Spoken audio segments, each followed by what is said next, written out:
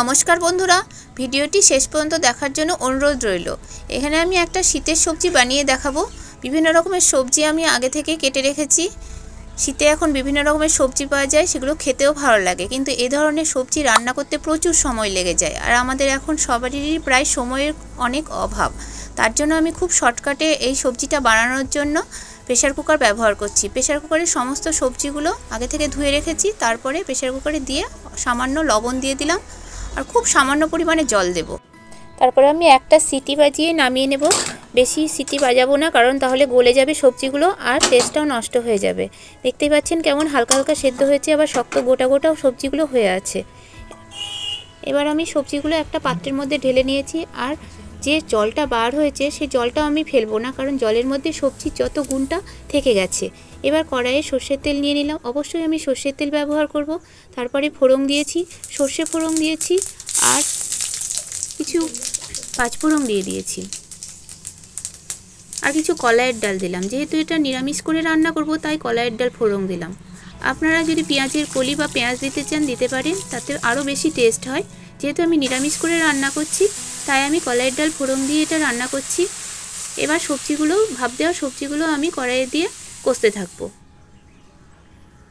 আর পরিমাণ মতন লবণ আর হলুদ দিয়ে দিলাম। দিয়ে এবার যতক্ষণ না কষানো হচ্ছে, এবার নাড়াচাড়া করতে থাকবো। দেখতেই পাচ্ছেন খুব একটা জল বার হয়নি, কারণ জল সমেতই আমি ঢেলে দিলাম। এবার আমি জিরে আর আদা আর সামান্য পরিমাণে সর্ষে বেটে মশলাটা আমি দিয়ে দিলাম। খুব বেশি কিছু মশলা এখানে ব্যবহার করব না। আর লঙ্কা, কাঁচা লঙ্কা চিড়ে দিয়ে দিয়েছি, সেটা দেখানো হয়নি। এখানে সামান্য পরিমাণে মিষ্টির হাত দিলাম, চিনি ব্যবহার করলাম। যারা চিনি খান না তারা গুড় ব্যবহার করতে পারেন, আখের গুড়। এবার আমি নাড়াচাড়া করতে থাকবো, কারণ এ ধরনের সবজিতে একটু মিষ্টির হাত না দিলে টেস্টটা অত আসে না, তাই আমি মিষ্টি ব্যবহার করি। আর যারা মিষ্টি পছন্দ করেন না তারা এটা বাদ দিতে পারেন। এভাবে আবার নাড়াচাড়া করতে থাকবো। দেখতেই পাচ্ছেন কত সময় লেগে যাচ্ছে। প্রেসার কুকার ব্যবহার করেও এতটা সময় লাগছে। যেহেতু রান্নাঘরটা আমাদের মেয়েদের হাতে, তাই সাশ্রয়ের কথাটা আমাদের মেয়েদেরই ভাবতে হবে। এভাবে রান্না করে অবশ্যই একবার দেখবেন, অনেকটাই সময় বাঁচে।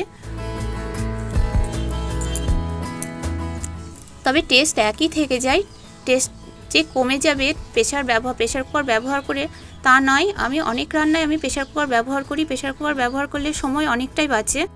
তাহলে বন্ধুরা, যদি মনে হয় এভাবে রান্না করলে অনেকটাই সময় বাঁচবে, তাহলে একবার হলেও এভাবে রান্না করে দেখবেন। আর রান্নাটা কেমন হয়েছে বা রেসিপিটা কেমন লাগলো অবশ্যই কমেন্ট বক্সে কমেন্ট করে জানাবেন। তাহলে আজ এই পর্যন্তই। নমস্কার।